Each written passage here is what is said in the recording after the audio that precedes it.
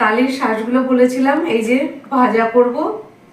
এটাকে এখন ভাজা করব, তবে পাতায় পাতায় ভাজা করবো, মানে পাতুরি করব। মানে এটাই খেতে চেয়েছে এই তালের মানে শাঁস না, আবার ভুলো, তালের ফোপড়াগুলোকে পাতুরি বানাবো।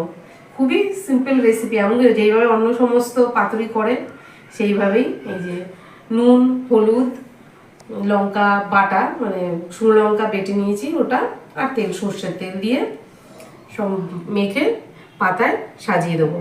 করে নিয়ে এটা এই যে সব মশলা দিয়ে, মানে যেগুলো ছিল একদমই নর্মাল, কোনো এক্সট্রা কিছু না দিয়ে সব মেখে নিয়েছি। পাতাতে একটু সর্ষের তেল দিয়ে দিয়েছি, যেইভাবে মাছ পাতুরি করে আর কি, সেইভাবেই তালের ফোপড়ার পাতুরি হচ্ছে।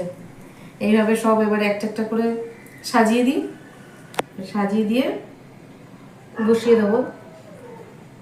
সাজিয়ে নিই এটা আগে,